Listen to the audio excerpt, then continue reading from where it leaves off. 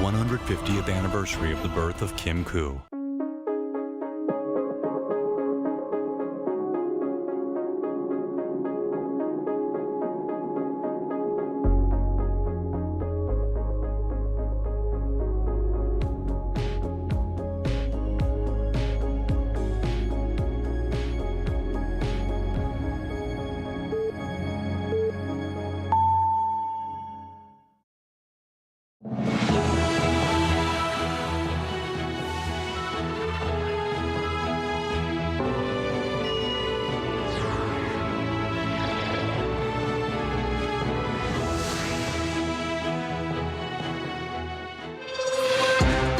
South Korea and the U.S. wrapped up their annual Ulchi Freedom Shield drills on Friday, as Seoul urges Pyongyang to stop its hostile rhetoric and join efforts toward a peaceful coexistence on the Korean peninsula.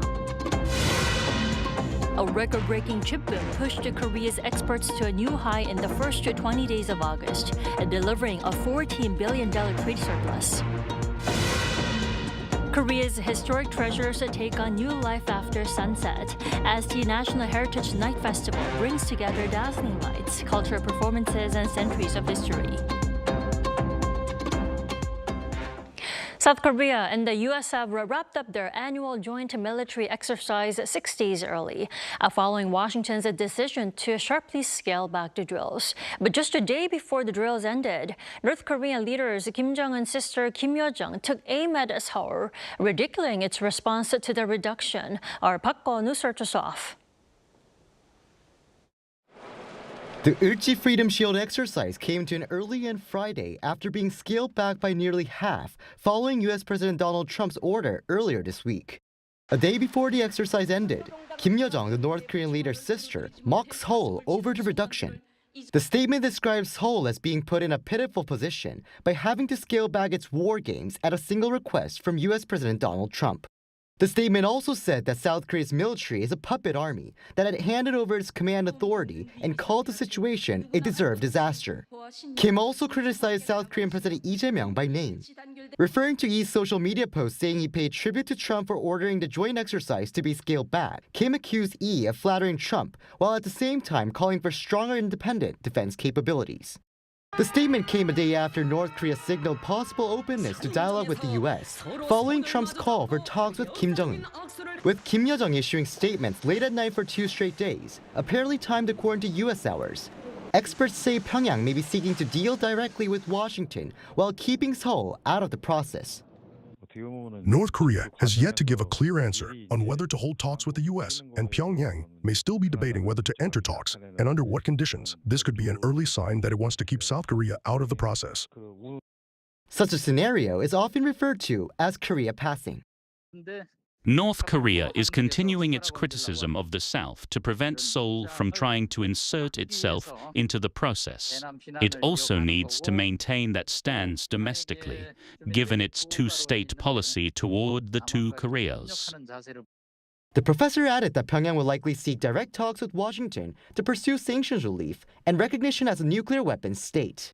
Following the North Korean statement, South Korea's presidential office on Friday urged North Korea to stop unnecessary criticism and work together toward peaceful coexistence on the Korean peninsula. A presidential official said South Korea will maintain close coordination with the U.S. while working as a pacemaker to help resume dialogue between Washington and Pyongyang. Park Jung-sung, Arirang News. Now, South Korea sees a tectonic shift in regional diplomacy as prospects emerge for renewed talks between the U.S. and North Korea. The Unification Ministry emphasizes that reviving negotiations remains the top priority to break the current deadlock on the Korean peninsula. Our Kim Do-yeon reports. South Korea is expressing optimism regarding recent diplomatic developments between the U.S. and North Korea. On Friday, Unification Minister Chung Dong-young at a meeting with religious leaders called this a tectonic shift.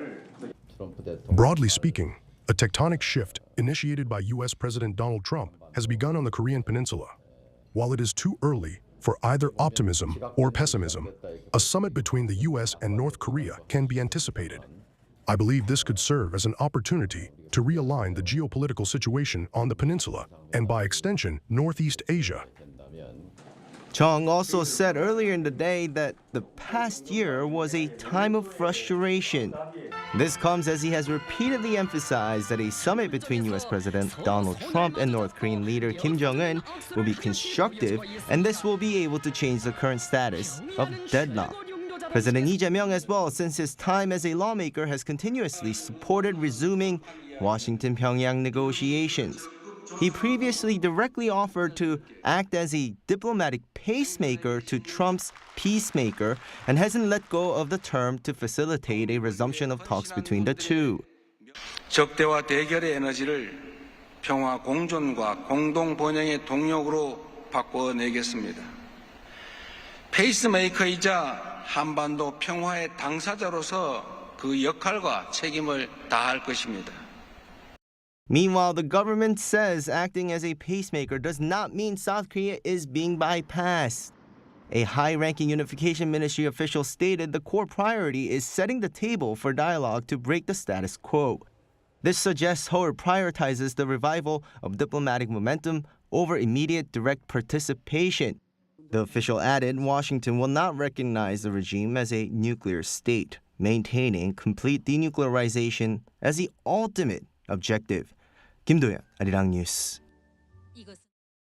President Lee Jae-myung has called for stronger efforts to root out corruption here in Korea. Speaking at his administration's first anti-corruption policy meeting at the Blue House on Friday, he noted that Korea ranked 31st out of 182 countries in Transparency International's 2025 Corruption Perceptions Index. He called the ranking somewhat embarrassing, pointing to the country's much stronger performance in other areas, such as exports and current account surplus. He urged officials to correct any wrongdoing that may have been overlooked simply because it was considered a long-standing practice. The heads of 18 related government agencies attended Friday's meeting.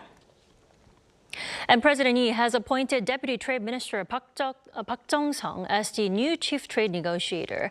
The Blue House announced on Friday that the trade official, who has served for 30 years, is expected to lead pending issues based on his experience, having led a U.S. tariff negotiation task force and WTO investment negotiations. It added that he has been in charge of U.S. investment and tariff talks at the working level and is expected to maximize the national interest when it comes to trade talks with Washington while maintaining continuity of the talks. Now, former Trade Minister Yo Han-gu was recently dismissed with no clear reason given to the public. President Lee Jae-myung has designated several areas hit by recent heavy rains in southern Korea as special disaster zones. According to senior Blue House spokesperson Kang Yoo-jung, they are Geoje City and parts of Cheongyang City in Gyeongsangnam-do Province.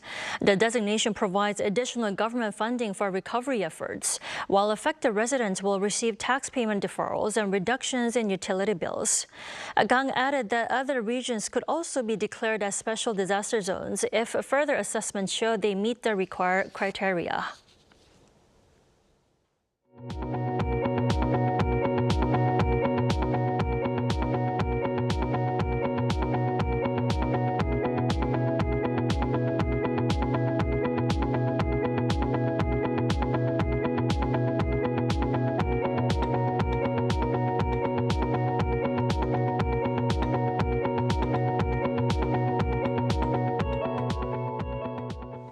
Korea's exports hit a record high for the first 20 days of August, as booming semiconductor shipments helped to generate a trade surplus of $14 billion. Park Jung-sung has the details.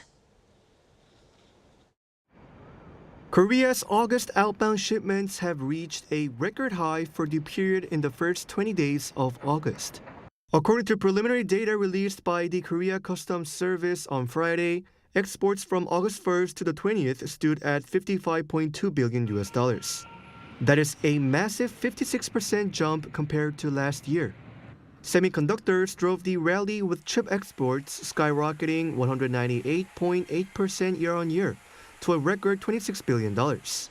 The chip boom is so strong that semiconductors now make up nearly half of Korea's total exports, accounting for 47.2%. Other tech products also saw massive gains, with computer peripherals jumping over 240%. However, not all sectors saw an upward trend, as passenger car exports dropped by 45.1% during the same period. Looking at major trade partners, exports to China more than doubled, surging by 118.6%. Shipments to Vietnam and the U.S. also saw significant jumps of 67.4% and 59.4% respectively. Together, these three nations account for 52.6% of Korea's total exports. During the same period, the country's imports increased by 19% to $41.2 billion, fueled in large part by stronger demand for foreign semiconductors, chip manufacturing equipment, and crude oil. Because record-breaking exports vastly outpaced imports, Korea posted a solid trade surplus of $13.97 billion, signaling that strong economic momentum driven by the semiconductor supercycle remains intact. Park Jung-sung, Arirang News. Korea is setting up what is being called a future fund to fuel long-term economic growth using windfall tax revenue driven by the recent semiconductor boom. Now, the plan announced by the Ministry of Planning and Budget on Friday said that instead of spending this extra money immediately, the government plans to save a tax revenue that exceeds the 10-year average trend. Now, ranging from 60 to 100 trillion won, the fund will be heavily invested in four key areas: support for younger people, regional development, education, and new growth engines. Meanwhile, for the first time in 55 years, the government will overhaul its education budget system to reflect the shrinking student population, with a package of related bills set to be submitted to the National Assembly in early September. Korea's producer prices fell in July for the first time in 11 months as tumbling oil prices outweighed a summer heat wave's impact on farm produce. Park Joo-hee has this report. Korea's producer prices fell in July for the first time in 11 months as a drop in global oil prices outweighed the impact of a summer heat wave on farm produce. According to the Bank of Korea on Friday, the producer price index fell month-on-month for the first time since August 2025. The index had risen for 9 straight months from September through May, held flat in June, then turned lower again in July, coming in at 129.39, down 0.4% from June. Year-on-year, the index rose 7.7%, easing from an 8.6% rise in May, the fastest pace since July 2022. Looking into specific categories, industrial goods led the decline, falling 0.5%, as coal and petroleum products dropped 5.1% and chemical products fell 1.3% on lower global oil prices. Electricity, gas, water, and waste fell 0.6%, with residential electricity rates down 11.8% as Korea eased its summer peak usage pricing tiers. Services slipped 0.4%, dragged by a fall in financial and insurance services as brokerage commissions plunged 16.8% amid a stock market pullback. Agricultural, forestry, and marine products, however, rose 1.5%, with farm produce up 2.4%. Lee Hyung-ho, head of the Bank of Korea's price statistics team, said that prices of agricultural, forestry, and marine products were driven up in July due to the heat wave, poor harvest for some vegetables, along with mass die-offs at fish farms from high water temperatures. But he also said that the rise is still more modest than a year before, when heavy rain and heat pushed the same category up 5.6% in July 2025. The central bank says the heat wave's effect has been limited so far in early August, but will depend on how it is for the rest of the month. He noted that a temporary cut in telecom charges last August created a low base effect, making this year's year-on-year figures look steeper. Park Joo-hee, Arirang News. The U.S. Treasury has doubled its long-term bond buyback program in an aggressive attempt to tame soaring yields. However, growing concerns suggest this intervention clashes with the Federal Reserve's anti-inflation stance. Cha Yoon-kyung has more. Global financial markets are facing renewed turbulence as U.S. Treasury Secretary Scott Bessent's aggressive market intervention is coming up against stubborn economic realities. Following the Treasury's announcement to double long-term bond buybacks to $4 billion per operation, yields that had been soaring as well as the dollar have temporarily cooled. However, long-term yields quickly resumed their upward trajectory. Experts point out that a $4 billion cap is not an ultimate solution, as national debt has surpassed $40 trillion for the first time. Secretary Besson stated that the figure holds no special magic and that the U.S. can grow its way out of the debt mountain. Despite such optimism, structural pressures continue to push borrowing costs higher. Analysts note that corporate bond issuance by big tech giants fueling the AI boom is driving up real interest rates. This strategy has also sparked fears of fiscal dominance, raising concerns that political pressure to lower interest rates could undermine the Federal Reserve's independence. On Thursday, St. Louis Fed President Alberto Musalem firmly distanced the central bank from the Treasury's actions, emphasizing that monetary policy is set independently, entirely focused on inflation and the labor market. Meanwhile, ripple effects quickly hit Asian markets. On Friday morning, spilled-over losses from Wall Street caused South Korea's KOSPI to open sharply lower and triggered a sell-side sidecar on the KOSDAQ amid rising U.S. Treasury yields. However, the KOSPI staged a dramatic recovery to close higher as heavy buying in semiconductor giants like Samsung Electronics, driven by shareholder return hopes, offset macroeconomic headwinds. The benchmark KOSPI rose 60.37, closing at 6,912.95. Looking ahead, Secretary Besson hinted that Treasury buybacks could exceed $4 billion and that further fiscal consolidation measures could come early next week, arguing that current yields fail to reflect true economic fundamentals. 차윤경, Arirang News. Samsung Electronics and LG Electronics have once again showcased their design prowess, racking up 62 awards between them at a major international design competition. Our Hong Sa-jung tells us more. Samsung Electronics and LG Electronics said Friday that they have each won 45 and 17 awards at the International Design Excellence Awards 2026. Known as IDEA, the awards are organized by the Industrial Designer Society of America and are considered one of the world's 3 most prestigious awards for design. The awards recognize designs based on innovation, commercial viability, and improvement in user experience across 20 categories. Samsung won the newly introduced Impact Award with its home appliance accessibility design, which was recognized for its sustainability. The design improves accessibility for users by accommodating users' individual physical needs, including differences in mobility, vision, and hearing. A bronze award went to the Infinite AI air purifier, featuring a pop-up cleaner booster that automatically falls away when not in use. Samsung was recognized with bronze awards, bringing the company's total up to 9 for the portable memory, which is a premium portable storage device with the outer case made solely from recycled aluminum, and the mobile origami package, which uses a single sheet of paper using an origami method. Continuing its strong momentum, Samsung also won 12 prizes in the brand and communication category at the Red Dot Awards.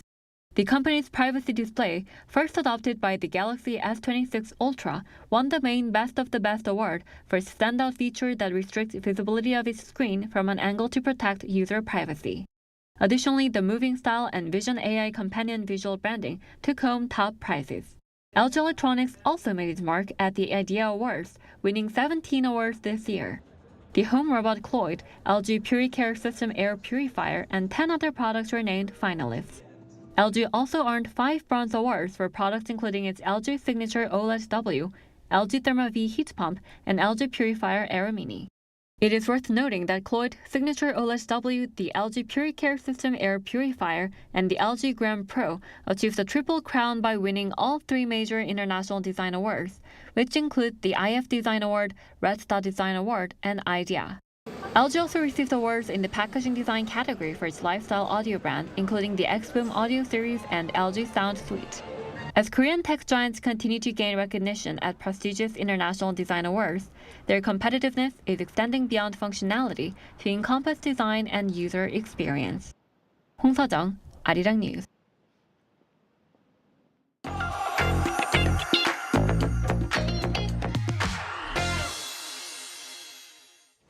The experience of enjoying Korea's cultural heritage is moving from daytime into summer nights. Across the country, cultural programs are bringing historic sites to life after sunset, offering visitors new ways to experience and appreciate Korea's heritage.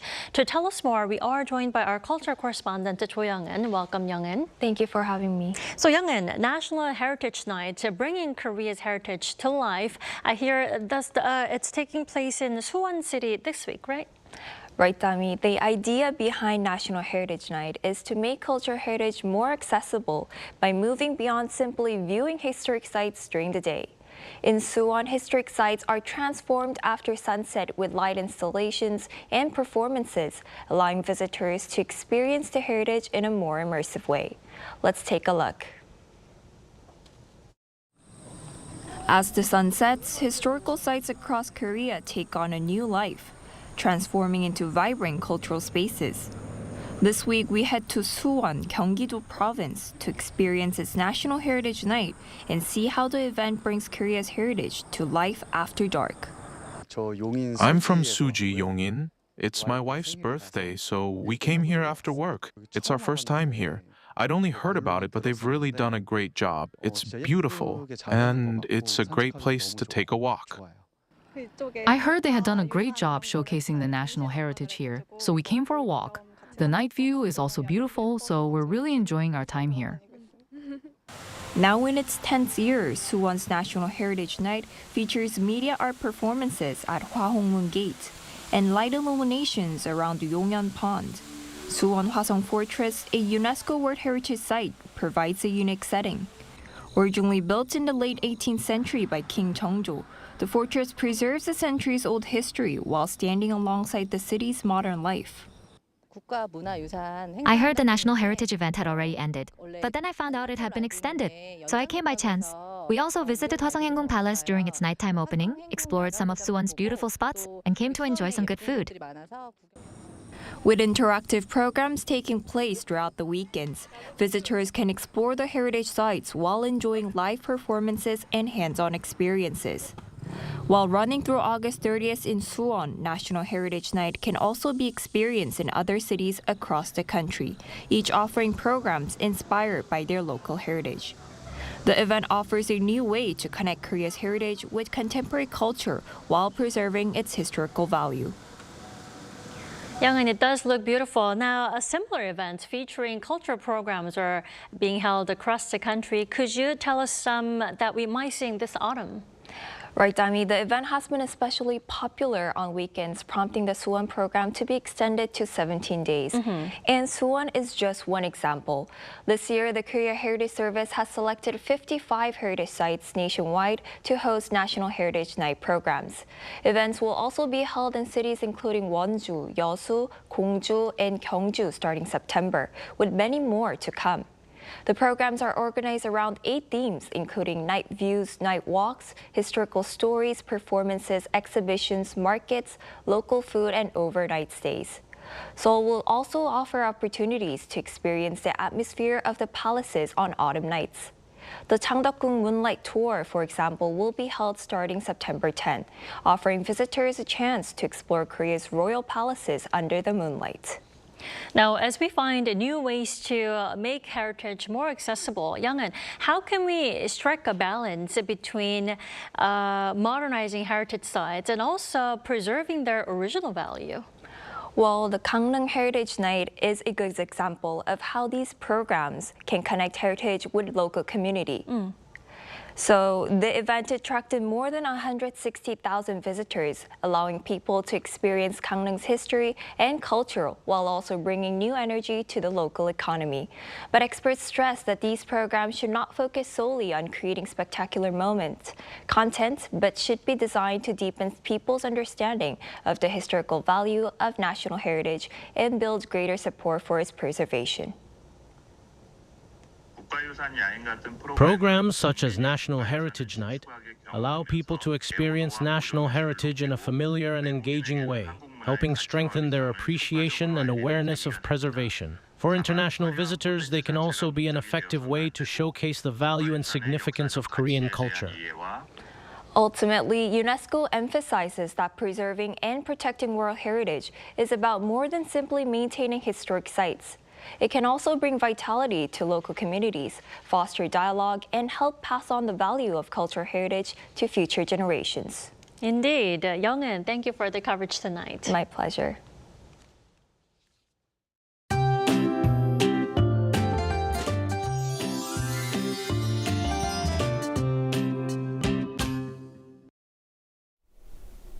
Rain is falling across the central parts of the country, while the southern regions are seeing some heavy showers. Downpours are hitting parts of the Jeollado and Gyeongsang-do provinces, with rainfall rates of around 30 to 50 millimeters per hour, prompting heavy rain alerts. Most of the rain in Chungcheongdo and Gyeongsangbuk-do province will taper off by tonight, but Seoul and the surrounding capital area, along with inland areas of Gangwon-do province, will stay wet through tomorrow morning. After a brief break, scattered showers will move across inland areas nationwide tomorrow afternoon, bringing another round of 5 to 40 millimeters of rain. With hot and humid air moving in, many places could see tropical night or tropical night-like heat with lows of 24 degrees in Seoul and 25 degrees in Busan. And tomorrow afternoon, the heat will stay hot and humid, with Seoul reaching 30 degrees and Gwangju 33 degrees. We'll continue to see late summer heat with temperatures staying near 33 degrees. Now here's a look at the weather around the world.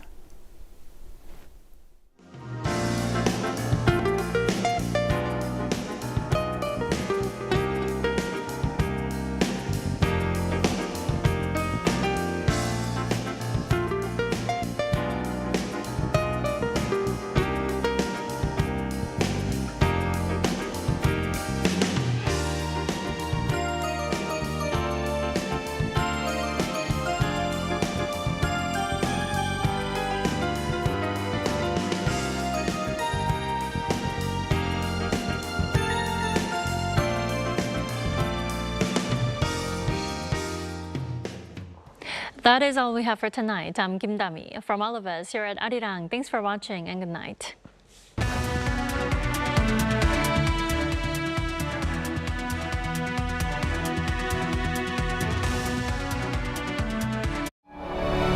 For thousands of years, one breath has endured. More than a martial art, it is the Korean way of life. Taekwondo, connecting the world. Smarter than ever, Taekwondo leaps toward a new future, connecting the world through a single movement. The spirit of Korea meets the boundless energy of K-pop. No longer just a sport, Taekwondo is at the heart of K-culture, bringing Korea's spirit to the world. A beautiful culture, connecting heart to heart. We now strive to safeguard Taekwondo's community training culture as a treasured heritage for all humanity. The pride of Korea, Taekwondo.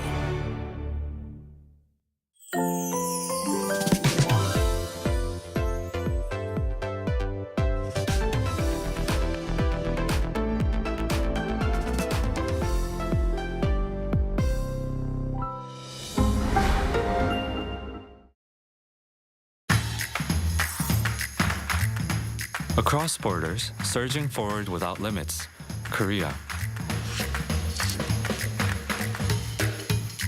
Korean culture has moved beyond a passing trend, becoming a force that colors the world.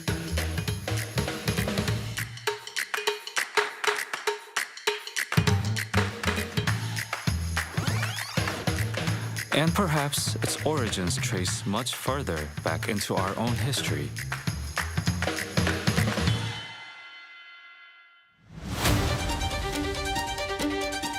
The true roots where this vast chronicle begin, where the essence of K-power and the spirit of our people are recorded.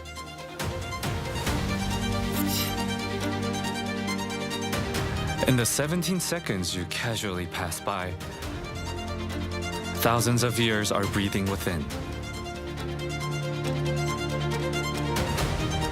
The moment your gaze lingers and your curiosity is stirred, the radiant faces of our history begin to awaken.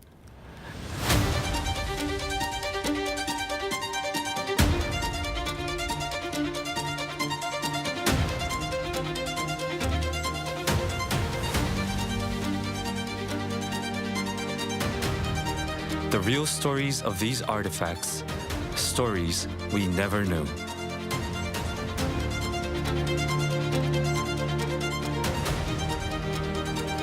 It begins here, now.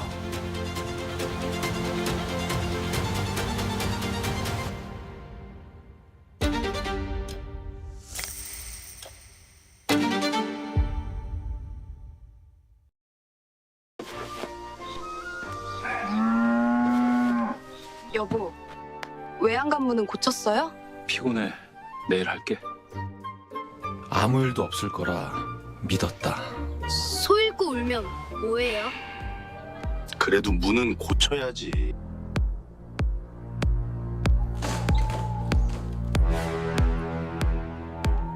얘는 다른 소랑 달라.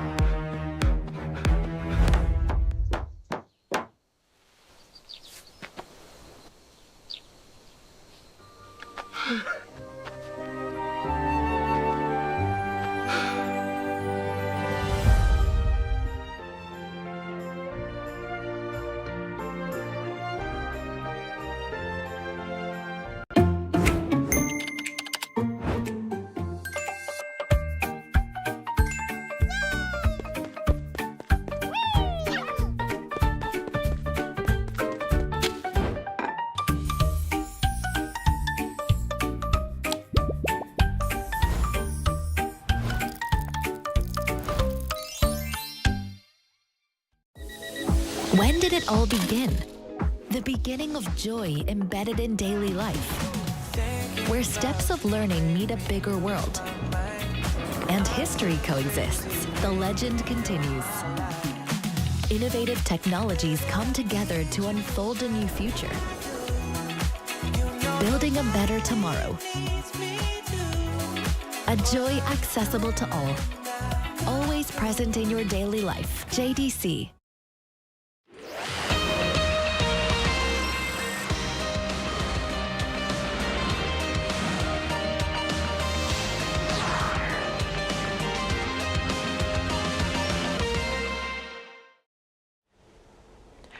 Welcome to Within the Frame, where we bring the most pressing issues across the globe into focus. I'm Kim Mo-gen. Nearly 2 decades after its release, Korean sci-fi film The War is making an unexpected comeback on Netflix, reaching a new generation of viewers amid the global K-content boom. But streaming isn't the only story. Audiences are also returning to movie theaters as Korean cinema continues to gain recognition at major international film festivals. So what's behind these changing viewing habits, and what do they tell us about the evolving strength of Korean cinema? For more on this, we connect to Jason Bejervaise, film critic and assistant professor of international affairs at Hanyang University. A big welcome. Thank you for having me, Mo-gyun. And also joining us is Mark Raymond, professor of media and communication at Kwangwon University. Good to see you, Professor. Good to see you. So let's start the discussion first with The War. So nearly 20 years after its release, it's suddenly finding some new audiences on Netflix. Professor Bejervaise, what do you make of this comeback? Well, I mean, I remember this film coming out back in 2007, I think it was. And, you know, this movie was generated quite a bit of attention, you know, very divisive. Some saw the visual effects as highly, just not good enough. And yet, you know, it still sold, you know, 8 million tickets. And also the director as well, you know, Shin Myung-nae, he's a comedian, he's been around in the industry for a long time. A lot of Koreans are familiar with him. And he's always found a way to make his films, you know, watchable, I suppose, even if they are quite frankly, terrible. And I think what we have here is a film that has, found a life, like you said, on the Netflix streaming platform. And people are enjoying this movie where you can kind of you can turn your brain off. It's kind of, it's entertaining. I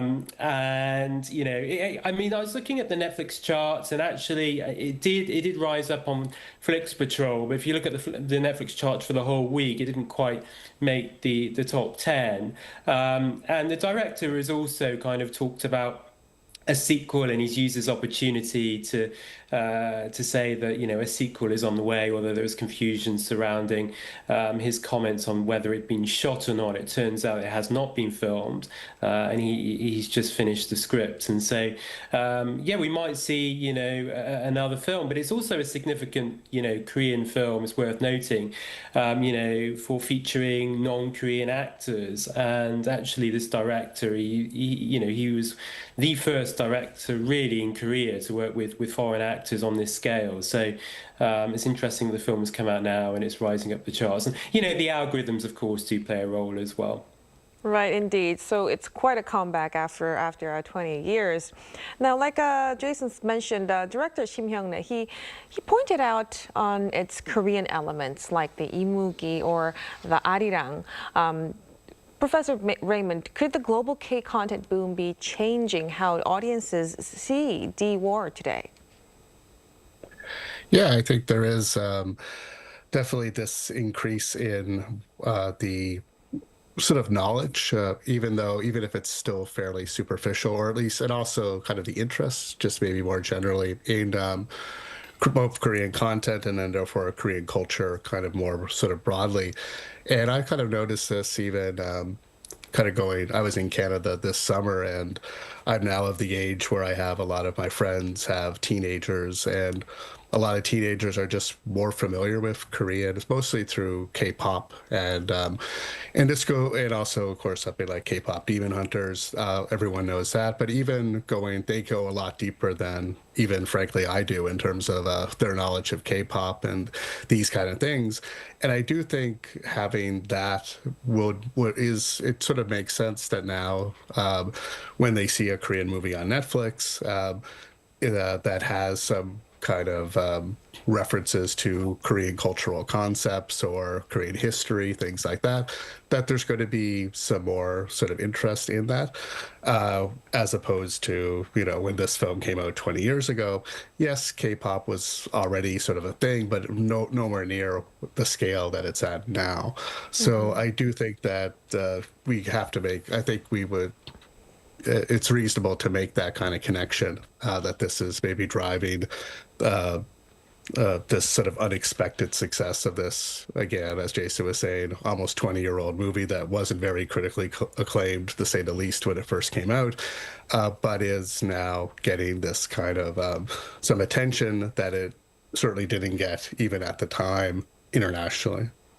Right, so more interest in Korea definitely help more people gain interest in Korean films as well, of course. But like we've been mentioning, D-War was quite heavily criticized when it first came out, despite drawing about 8.4 million moviegoers in Korea. Then do overseas viewers today see the film quite differently from audiences back then, Professor Bejervaise? It's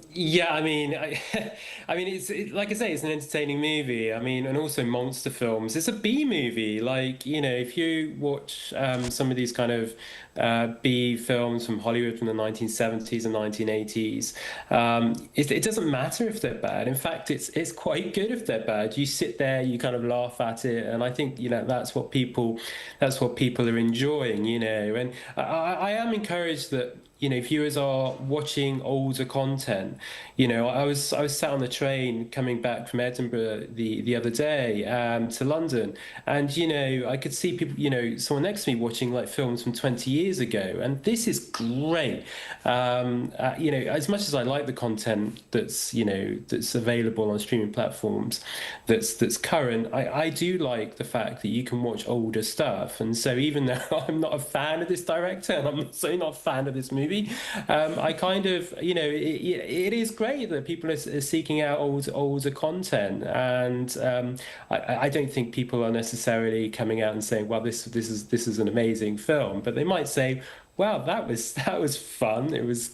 Didn't really make much sense, but who cares? Right. So I think having all this conversation, maybe I'll have a look over the weekend. But so like we've said, more people have been enjoying this recently. Then, Professor Raymond, do you think the streaming services, it's now giving a chance for older films to have a second life? Yeah, and there's been actually quite a bit of theorizing on this sort of idea. It's kind of goes back to this idea of the long tail, which was sort of in the early, well, I guess it wasn't that early, but in the early 2000s, you got this sort of idea that was popularized by Chris Anderson, this idea that with the internet, you have this kind of you're not sort of limited by the physical space of, let's say, a bookstore or a video store, that, if you go to Amazon, you go to any of these big companies, you can there's like this infinite amount of material, and that's going to create less emphasis on like the big sort of blockbusters and more sort of a wider range of kind of material that people can kind of get to. And the success of something like D-War kind of shows this idea sort of in action, in that, years ago, I mean, if we went back 20 years, we wouldn't be able to, or longer, let's say to the 1990s, you wouldn't really be able to, this movie just would have disappeared completely and just would not have shown up even, given that there was a more limited space back then. Now, they're just seeming, we're not sort of limited in that way. So that's sort of one idea. The other, maybe a more negative kind of aspect of this is this idea that was kind of popularized by this cultural critic, Mark Fisher, called sort of the slow erasure of the future, where he kind of said that maybe this is going to lead to less kind of innovation and less kind of emphasis on kind of dealing with the culture now and like new voices into the culture. And what instead we're going to get is just kind of this recycling of the kind of the past. And so you could kind of look at the success of these older films maybe from a more skeptical point, where instead of kind of offering sort of new voices, we're getting less of that. We're getting just this recycling of kind of the past. So there definitely are pros and cons regarding this, but at the same time, we are also seeing theaters bouncing back to pre-pandemic levels, helped by major blockbusters like Spider-Man and The Odyssey. Is this mainly about a few big hits, or are movie-going habits really coming back again? Yeah, I think there's more. It's more than just blockbusters. Blockbusters are of course driving a lot of it. The Odyssey, Spider-Man, but earlier in the year you had movies like Backrooms and Obsession, very low-budget films made by very young filmmakers. The director of Backrooms being only 20, the director of Obsession, a relatively ancient 26. So they are, and they are both people who are coming out of YouTube as well, and from online culture. And I think there's something to this as well. This why we might be seeing more of this desire to get back to the theaters, I think actually is kind of related to kind of a bit of a decline in online culture, and a kind of there's been again some theorizing about this. The Canadian novelist and media kind of critic Cory Doctorow has talked about this, how the internet is just getting worse in his opinion, and a lot of others, where big sort of like social media companies like Facebook and even Google are getting sort of overrun by advertisements, getting overrun by AI, bad AI kind of slop, and people are just kind of rejecting that and wanting it, maybe this feeling of it, this desire to kind of go back to the theater. And it's interesting that again these two big hits are coming out of young people who you would think maybe are just content with being online, but maybe they are now saying, yeah, online culture was great in giving me this start, but I want to do other things. I want to go beyond this and get into kind of theatrical movies. And so I think we are seeing this kind of shift in that direction amongst kind of the younger generation, who, of course, this is the younger generations who fuels movie going in numbers, traditionally, really since, the 1970s. Right. So it seems it's really entering a new phase as well. Then these younger audiences, they're largely said to be seeing theaters as a place for experience and not just a movie. Professor Bergervais, what can theaters offer that streaming simply can't?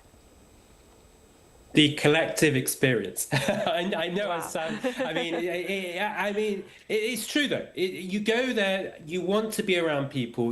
Sure, you've got the sound, you've got the big screen, and of course with Odyssey, I'm actually hoping to catch the film on that big IMAX screen in Seoul when I get back, and the tickets are incredibly difficult to get hold of. And so yeah, obviously you've got the premium large formats, Screen X, 4DX, and all that is trying to lure audiences back into the theatre. But I think ultimately it's about that collective viewing experience. A good example, I suppose, is Salmokji, that did really well earlier on this year, and sure, that was released on Screen X. I saw that film in Seoul at a press screening on Screen X, but most people went to see the film just in a theatre to watch it with other people and be scared out of their wits. That's you don't get that at home. And if you look at some of the genres that are proving quite resilient to the changes in the ecosystem, it is horror films actually that are doing really well. Backrooms, Obsession, Salmokji, Scream. I could go on and on and on. And so I do think there's something special about sitting in a theatre with other people and enjoying a film together. It sounds like pretty obvious, but I do think that what we're seeing at the moment, I think Mark touched on this, is that people are, yes, many of us hooked to social media, kind of doom scrolling, and sometimes I think people just want to take a step back, enjoy these environments, if you like, and enjoy life. And I think we are seeing a resurgence in I'm walking around London and I'm seeing people with digital cameras, right? People are kind of, maybe it's just people are being nostalgic, and we're tired of just looking at our phones all day, and we want to go back into a theatre and watch a movie with other people. And I think that's something that is really, really special. And if you look at, cinema from its early days, that's ultimately what, has remained consistent, is people watching movies together. Right, definitely. So, excuse me. So another thing that I want to talk about is the holdback period between theatrical and streaming releases. What would be the right balance for theaters and streaming platforms to grow together at this point, Professor Raymond? Yeah, this is a really sort of old question that's been around, really goes all the way back even before things like home video, actually. If we want to go back to the 1940s, there was this whole system of what were called runs and clearances, where a movie would play a really big, expensive theater, but then they would hold it for a month or two before they'd release it into the smaller theater, and then it would kind of go further down kind of the line, and then before home video often disappear completely. And then we had sort of the home video era, and I'm sure sort of older viewers like myself and Jason as well could remember these ideas back when home video in the 90s, you would often wait an extremely long time for a movie once it left a movie theater to get onto home video. And then you'd even have to wait longer you could rent it, but then if you actually wanted to buy it, you'd have to wait even longer. And I think those days are probably over, but I do think maybe we are getting this sort of this shift where we're maybe pushing back towards maybe we want to have a bit more time for these movies to sort of gain an audience before they get available on video. And I think this is a push towards, the valuing of this movie-going experience. And that's ultimately the question we sort of have to ask, which is that, do we actually want movie theaters to succeed? And I would, of course, answer yes. I think a lot of people we're seeing that moving in that direction. But again, these things kind of ebb and flow. I mean, and during, obviously, COVID was a big factor here. But during the COVID era, a lot of people were like, well, that's it for movie theaters. We're sort of done, and people are kind of moving on. And and maybe it's not something we necessarily value, but that I think is, like I said, and I think this is connected to these kind of backlashes against, as I mentioned earlier, the internet, online culture, AI. I think there is this kind of idea, well, maybe that's not the future we want. Like, maybe we don't want to go that far in that direction. Maybe we do want these collective experiences. Maybe we do want these kind of social aspects. And I think what you're seeing is, governments like Korea, starting to think, well, maybe we should start to protect these kind of spaces. Maybe they have a social value beyond simply, the box office. Certainly. So finding the right balance would be very important moving forward. Now, let's also touch upon a very important news that opened our eyes lately. Hong Sang-soo's Nowhere to Lay My Eyes won 3 awards at Locarno, including Best Direction and Best Performance. And he also won several awards there over the years, including Golden Leopard. Professor Vegeres, what is it about his films that international critics value so highly? Hong Sang-soo. I mean, I can't keep up with the guy. He makes, 2 or 3 films a year. He's the most prolific Korean director there is at the moment. And yeah, I mean, Mark is more of an expert on Hong Sang-soo than I am.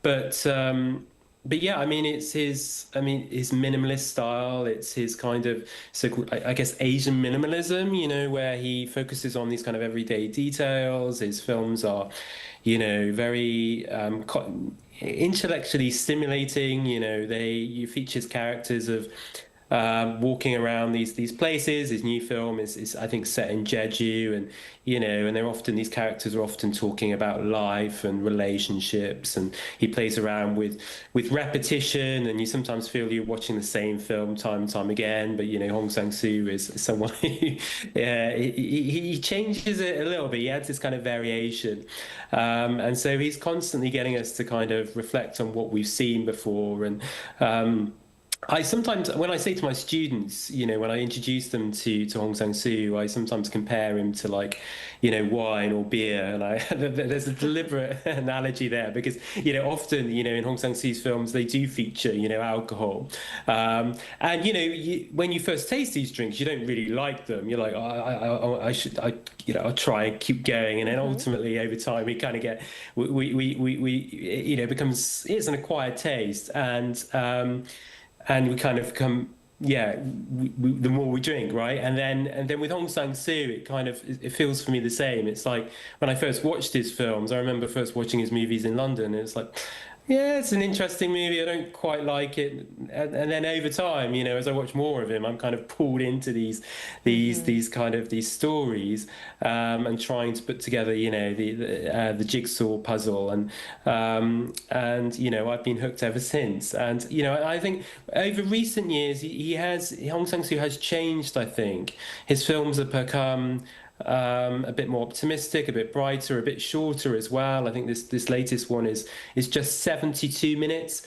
I think one critic, Guy Lodge from Variety, he writes, the film is slim, just 72 minutes, but it sticks. I quite like that quote there. And so, and actually just, I haven't seen the film, but, just looking through some of the reviews, and I think that's what even though if it does feel like a minor work, and yet there's something really quite special about it.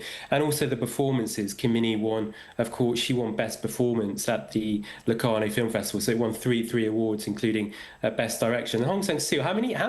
I mean, I'd have to ask Mark this. How many Best Director awards has this director won? I mean, his home must be full of these statues, you know. But yes, you know, it's amazing that that he's continued to just to be I mean, awarded in the way that he has done over the last few years. You know, he definitely doesn't seem to be running out of steam, put it that way. Right, so we have around a minute left. Professor Raymond, do you have anything to add on this? Yeah, with Hong Sang-soo, it is kind of remarkable that he has stayed kind of as relevant as he has. But I do think it is kind of a little bit of this sort of nostalgia for this kind of art cinema of the past. I mean, I think Hong is probably, of all the international directors, the closest to these directors that kind of emerged in the 60s and 70s, and where you got these, the invention in some ways of what we think of as art cinema, these small independent theaters where people go to see things that are more difficult and kind of more challenging. And Hong has really stayed in that sort of lane in a way that even Korean directors like Bong Joon-ho and Park Chan-wook and even Lee Chang-dong are kind of more wanting some mainstream success to go with that art cinema success. Hong Sang-soo has kind of completely abandoned that and said, I'm going to focus on festivals. I'm going to focus on art cinema, these art cinema circuits. And it's been remarkably successful at that, and is also, again, so prolific, and he just seems to just want to make movies, and that's it. And that's kind of what he does. He doesn't need these big budgets or things like that. So yeah, very interesting figure. Yeah. That's what makes us look forward to more of his works moving forward. But very interesting and an entertaining discussion tonight, but we'll have to end it right here. Thank you so much for your insights, Professor Begervais and Professor Raymond. Thank you for having us. Yeah, thank you. Thank you. Now, that'll be all from us on Within the Frame. Be sure to tune in again next time as we continue to explore the stories that matter. Till then, stay informed and engaged.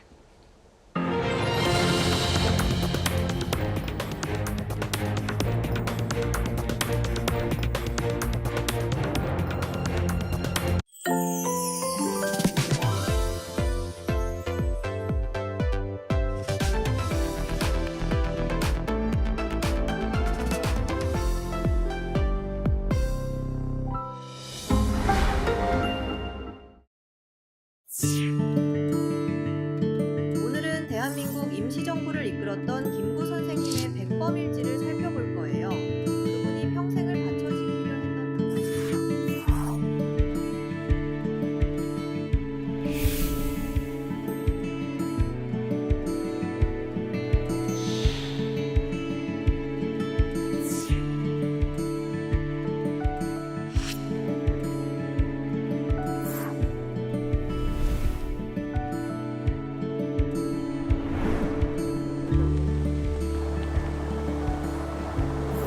한없이 가지고 싶은 것은 높은 문화의 힘입니다.